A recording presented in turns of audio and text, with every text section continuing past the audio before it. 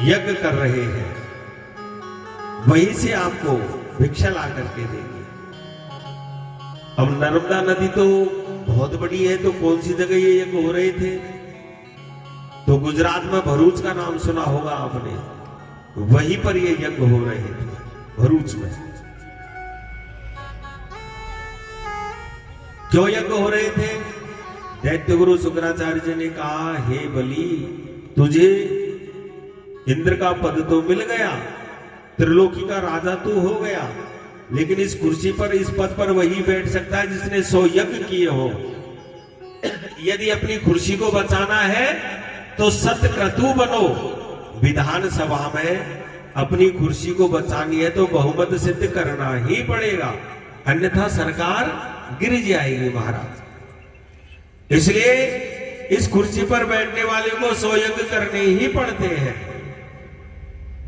तो आज नर्मदा नदी के किनारे पर यज्ञों पर यज्ञ कर रहे हैं। 99वां यज्ञ चल रहा था महाराज बलि का। मेरे गोविंद चटपट चटपट करते हुए बलि की यज्ञशाला की ओर बढ़ते हैं। बलि महाराज ने जो बटुक ब्रह्मचारी को आते हुए देखा, मुखमंडल से बड़ा तेज प्रखर हो रहा था। बोले, गुरुदेव, नन्ना सा बटुक ब्रह्मचारी कोई हमारी यज्ञशाला की ओर आ रहा है, चलो ऐसे ब्राह्मण का तो स्वागत करना चाहिए। और बलि महाराज ने आगे बढ़कर के स्वागत किया। स्वागतम ते नमस्कृत ब्रह्मण किम करवाम ते, ब्रह्म ऋषीणाम तपः साक्षात् मन्ये त्वा आर्य वपुर धर्म। स्वागत है ये ब्राह्मण देव, स्वागत है। आपके मुखमंडल को देख करके ऐसा लगता है, मुखमंडल पर जो तेज आपके प्रखर हो रहा है, उससे ऐसा लगता है कि जैसे ब्रह्म ऋषियों की तपस्या मूर्ति मंत हमारे सामने खड़ी हो। ब्राह्मण किम करवाम ते पधारो, मैं आपके लिए क्या कर सकता हूं? आपके आने का प्रयोजन क्या है? क्यों? बिगर प्रयोजन के तो ब्राह्मण कभी किसी के द्वार पर नहीं जाता। आपके आने का प्रयोजन बताओ, कारण बताओ। हे प्रभु, अद्यन पितरः तृप्ता अद्यन पावितम कुलम। आपके आने से मेरे पितृ तृप्त हो गए, मेरा कुल पावन हो गया। बताओ हे ब्राह्मण देव, अपने आने का प्रयोजन बताओ। भगवान कुछ नहीं बोले। बलि ने कहा, गुरुदेव ये बोलते क्यों नहीं? बोले, देख नहीं रहे माला चल रही है। अब तो बलि की श्रद्धा और बढ़ गई। गाम कांचनम गुणवद धाम मृष्टम तथान्यपेयम तो वा विप्र कन्या, ग्रामान समृद्धास्तुर्गान गजानवा रथास्तार्थः संप्रतीक्षस। बहुत से गांव आपको प्रदान कर दूं।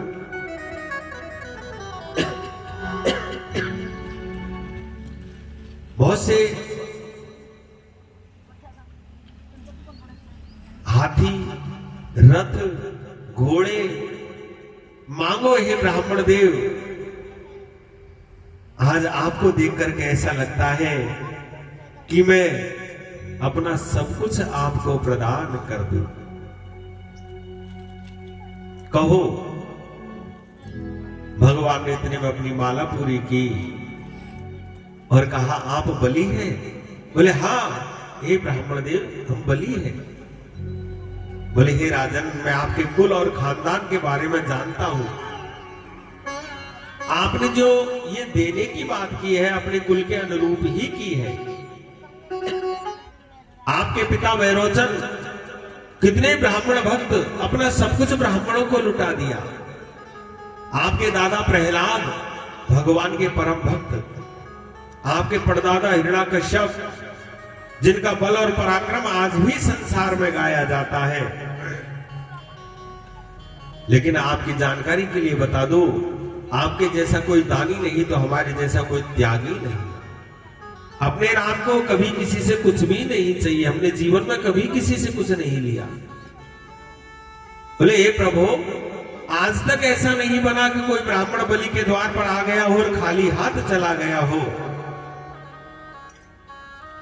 आप कहोगे कि हमको क्या चाहिए, और राजन वास्तव में चाहिए क्या? भजन करे तो चाहिए क्या, ऐश करे तो है ही क्या? जी भजन करना चाहे तो माला और आसन चाहिए, और ऐश करना चाहे तो पूरी पृथ्वी भी उसको छोटी लगने लगती है। बोले हे ब्राह्मण देव, आप यदि ये कहते हो हम अकेले हैं इसीलिए ऐसी बात करते हो, तो हम आपके अनुरूप कोई कन्या देख करके आपका विवाह करवा दे, फिर तो आपको चाहिएगा।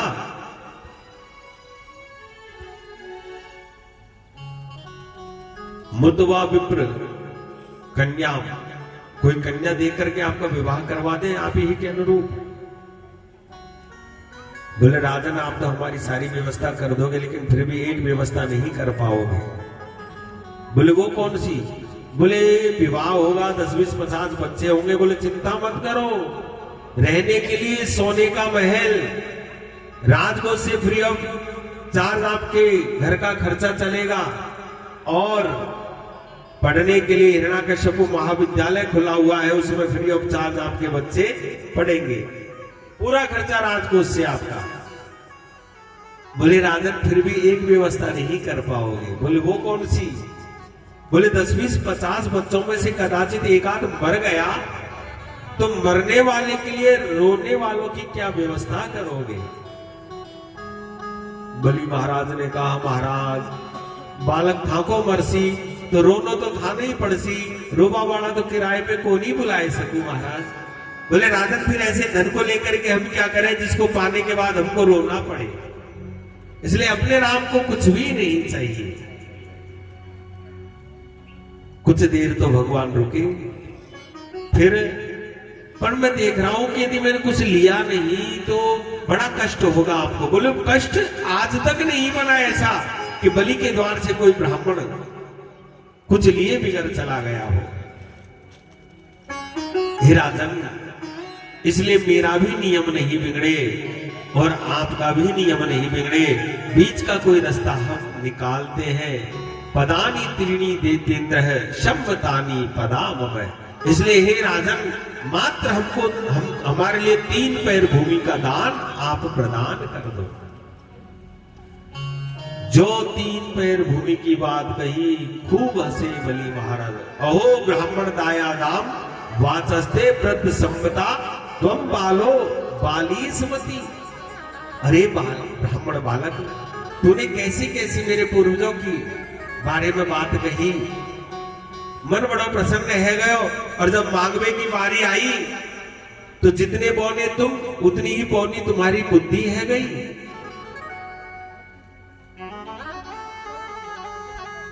राजन, पूरी बात को सुनो। सम्मतानी पदाम में मैं अपने ही पैरों से नापूंगा, किसी और की पैर की नाप नहीं चाहिए मुझे। लो कर लो बात, 3.5 मिलान के आप पूरे सटे थे, आपके नाप में तो आपको आसन भी ना बिछेगो। बोले बस कहना था सो कह दिया। अपनी इच्छा से ज्यादा यदि कोई ब्राह्मण लेता है तो उसका ब्रह्म तेज नष्ट हो जाता है। अपन को जितना चाहिए उतना ही ले तो, और वो भी संकल्प से चाहिए राजन। बोले अब या को भी संकल्प लेना पड़ेगा। बोले बिगर संकल्प के तो दान नाय होवे। दोनों की बातों को शुक्राचार्य जी ने बड़े ध्यान से सुना। एक नेक्सो बटू ब्रह्मचारी आयो, बड़ी मीठी मीठी बातें कर रहे हो, जरा देखो तो सही आखिर ये है कौन। और जो आंख बंद करके ध्यान लगाया, वामन में नारायण का दर्शन हो जाता है। हाथ में जैसे ही संकल्प के लिए जल लिया कि सावधान बली, हाथ पकड़ करके एक तरफ ले गए। बोले ये 52 है न 53 है, तो कौन है? बोले ऐसे बेरो चने साक्षात भगवान विष्णुरप्यय कश्यपा अदितेर जातो देवानां कार्य साधक। के। हे मैरोचन नंदन, ये 52 है न 53 है, अभी तो साक्षात नारायण तेरे सामने खड़ा है। यदि और इस समय देवताओं का कार्य बनाने के लिए ये कश्यप और अदिति का पुत्र बनकर के आया है। यदि तूने 3 पैर भूमि दान देने का संकल्प दे दिया तो तेरी पूरी त्रिलोकी को ये 2 ही पैरों में नाप लेगा। तीसरा पैर दान देने का तेरे पास कोई रास्ता नहीं रहेगा, इसलिए मना कर दो, हमने देने लेने की कोई बात नहीं। बोले हे गुरुदेव, मैंने इतनी मन्नत की तब इसने कुछ मांगा, किस मुंह से मैं मना कर दूं? मैंने देने लेने की कोई बात नहीं की। और हे गुरुदेव, यदि आप कहते हो ये नारायण है तो आज तो बलि का दोनों ही तरफ से कल्याण है। यदि मेरे भारत का कोई संत ब्राह्मण है तो अपने कहीं से ज्यादा लेगा नहीं, और यदि साक्षात नारायण है तो आज जगन्नाथ भगवान का हाथ नीचे होगा और बलि का हाथ ऊपर होगा। मेरा तो दोनों ही तरफ से कल्याण है।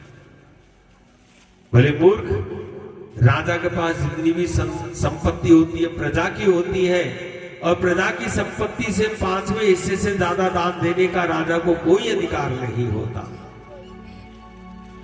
इसलिए मना कर दो। बहुत समझाया। बलि महाराज ने कहा, हे गुरुदेव, मैंने सुना है आप ही के मुख से पृथ्वी को पर्वत श्रृंखलाओं का भार इतना नहीं लगता जितना एक झूठे व्यक्ति का भार सहन करना पड़ता है। और आप मुझसे झूठ बोलने के बारे में कह रहे हो, मैंने देने लेने की कोई बात नहीं की। बोले हे बलि, 8 जगह झूठ बोलने से कोई अपराध नहीं होता। स्त्रीषु नर्म विवाहे च प्रत्यर्थे प्राण संकटे, गो ब्राह्मणार्थ हिंसायाम नानृतम जुगुप्सितम। स्त्रीषु, अपनी पत्नी से कोई रहस्य में बात छुपानी है,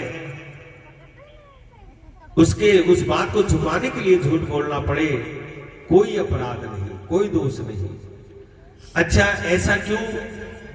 हमारी जो पत्नी है वो धर्म पत्नी है, धर्म की हिस्सेदार है, अर्धांगिनी है, फिर उससे कोई रहस्य क्यों छुपाया जाए?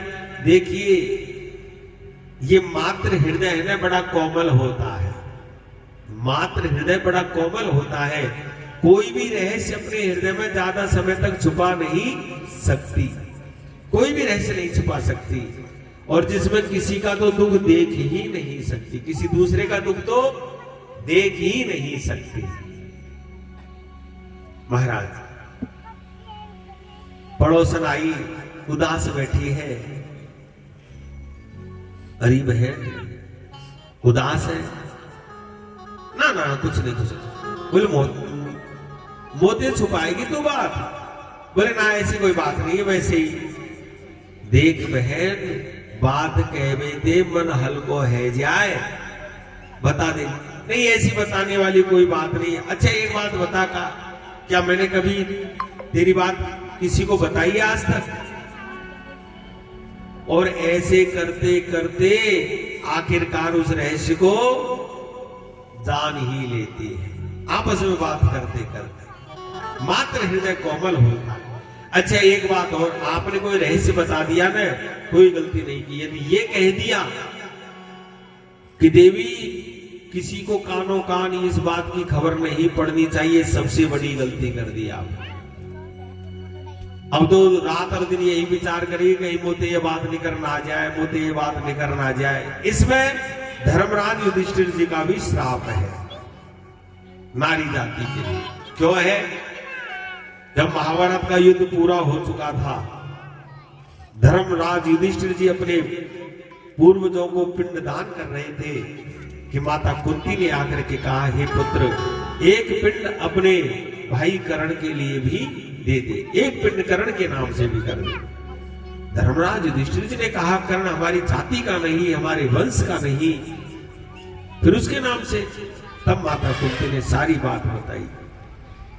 हे युधिष्ठिर, वो ज्येष्ठ कौन था? वो तेरा बड़ा भाई था। धर्मराज युधिष्ठिर जी के नेत्र सजल हो गए। हे मां, तुमने इतना बड़ा रहस्य आज तक छुपाए रखा, पहले क्यों नहीं बताया? ये महाभारत युद्ध ही नहीं होता। हे मां, मैं पूरी नारी जाति को आज से श्राप देता हूं, कोई भी रहस्य ज्यादा समय तक अपने हृदय में छुपा के नहीं रख सकेगी, ये मेरा श्राप है। ये भी कारण है। स्त्री जो नर्म हंसी मजाक में झूठ बोलनी पड़े, कोई दोष नहीं। विवाहित है, किसी के विवाह संबंध को स्थापित करने के लिए हमको थोड़ी बहुत झूठ बोलनी पड़े, कोई दोष नहीं भैया। किसी का घर बसता हो तो घर बसने के लिए यदि झूठ बोलनी पड़ जाए, कोई दोष नहीं। स्त्री जो नर्म विवाहित है, प्रत्यर्थ है, अपना सब कुछ लुट रहा हो और उसको बचाने के लिए यदि झूठ बोलनी पड़े, कोई दोष नहीं। प्राण संकट है, किसी के प्राण संकट में हो, उसको बचाने के लिए झूठ बोलना पड़े, कोई दोष नहीं। गाय और ब्राह्मण के लिए झूठ बोलना पड़े, गाय और ब्राह्मण की रक्षा के लिए हमको झूठ बोलना पड़े, कोई दोष नहीं। नहीं माने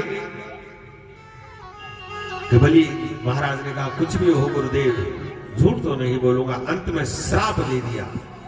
लगता है तो अपने आप को ज्यादा पंडित मान रहा है। जा तू श्रीहीन हो जा। श्रीहीन होने का श्राप दिया और शुक्राचार्य जी चले गए। भगवान ने कहा भैया गुरु चेले में क्या मंत्रणा हो रही है, अब तो पहले ही नहीं मांग रहे थे। ठीक है, नहीं नहीं प्रभु, अपना संकल्प पूरा करो। और बलि ने हाथ में जल लेकर के संकल्प जो भगवान को दिया, बोले नाप लो, बोले प्रणाम तो करो, और बलि ने किया। वैसे एक कथा ये भी आती है, वैसे पुराणों में नहीं है लेकिन नरसिंह पुराण के अंदर ये कथा है कि जब जल हाथ में लेना चाहते थे तो मेंढक का रूप धर करके शुक्राचार्य जी जल के पात्र में बैठ गए थे।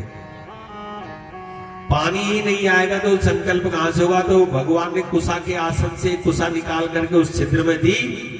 शुक्राचार्य जी की एक आंख पदर जाती है। इस कथा का क्या मतलब है? मानो भगवान ये कहना चाहते हैं कि गुरु की भेद दृष्टि नहीं होनी चाहिए, अभेद दृष्टि होनी चाहिए। हमारे दो नेत्र हैं, एक ज्ञान का, एक वैराग्य का। ज्ञान वैराग नयन उरगारी। मानो भगवान ने ये कहा हुए शुक्राचार्य, मैंने अपने आप को इतना छुपाया, लेकिन आपकी ज्ञान की दृष्टि बड़ी तेज है। मुझ बावन में भी आप नारायण को पहचान गए। ज्ञान की दृष्टि बड़ी तेज है, लेकिन वैराग्य की दृष्टि में कचरा आ रहा है, इसलिए इसका मैं ऑपरेशन कर देता हूं। ये भी रहा। लेकिन ऐसा मत समझना भक्तों कि आज भी शुक्राचार्य जी एक ही आंख के हैं ना। नरसिंह पुराण में स्पष्ट लिखा हुआ है 1000 वर्ष तक भगवान नारायण का तप किया और पुनः अपनी आंख को, नेत्र को प्राप्त किया शुक्राचार्य जी ने। ऐसा मत समझना एक ही आंख है।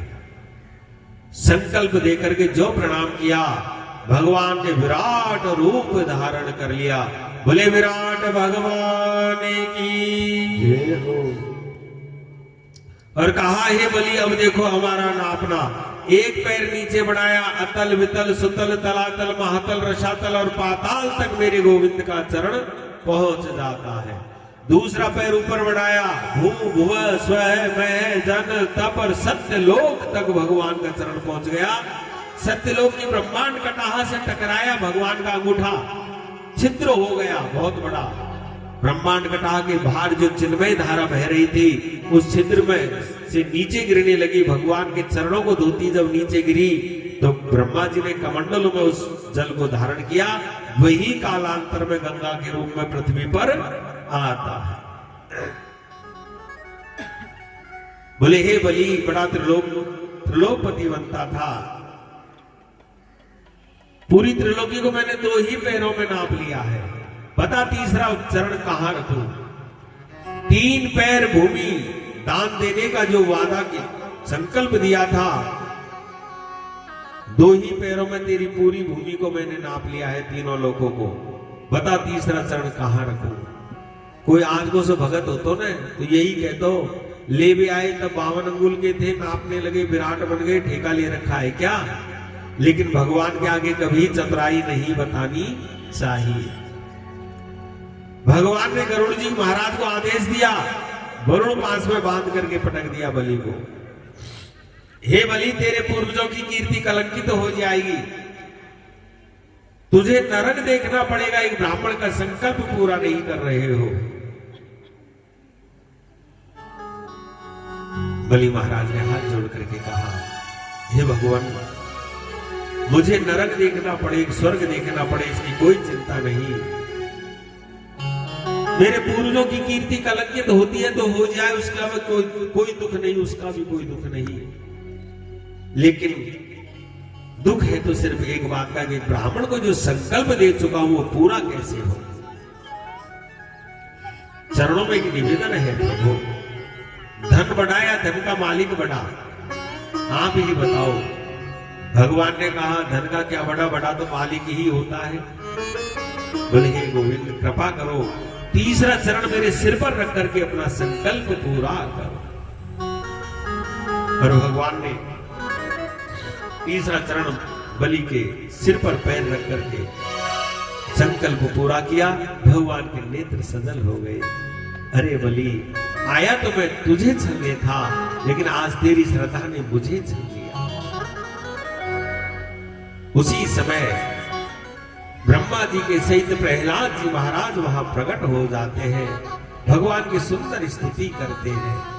विंध्यावली आती है, बलि की पत्नी प्रभु का स्तवन करती हुई कहती है, हे प्रभु, ये सारा संसार आपके खेल का मैदान है, किसी के साथ कौन सा खेल खेलते हो, किसी के साथ कौन सा खेल खेलते हो। आपने हमारे पति को त्रिलोकी का राजा बनाया, आपकी कृपा रही, आज हमारा सब कुछ आपने ले लिया, ये आपकी डबल कृपा। ब्रह्मा भगवान का रुख देख करके ब्रह्मा जी ने बलि को, महाराज को वरुण पास से मुक्त किया। और भगवान ने कहा, भद्र प्रहलाद, तेरे पौत्र को सुतल लोक का राज्य मैंने अपनी मर्जी से दिया। सुतलम स्वर्गवी प्रार्थेत, सुतल लोक स्वर्ग से भी दिव्य है। स्वर्ग में जिसकी प्रार्थना करता है ऐसा है सुतल लोक। विश्वकर्मा के द्वारा निर्मित है ये सुतल लोक। मेरी मर्जी से दिया, तेरे पौत्र को जो चाहिए सो अब मुझसे ले ले, मांग ले। बलि महाराज ने कहा, क्या मांगे? मांगने वाले तो आप बन करके आए थे। बोले ना, मेरी प्रसन्नता के लिए मांग ले। बलि महाराज ने कहा, हे प्रभु, सुतल लोक के महल में जब अंदर जाओ, बाहर आओ, आपका दर्शन करना चाहता हूं। बोले इसका मतलब हम द्वारपाल बन करके रहे? बोले ये नहीं कहते। बोले दिया, और हे बलि, आने वाले मनवंतर के आप ही इंद्र होंगे, ये हमारा आशीर्वाद है।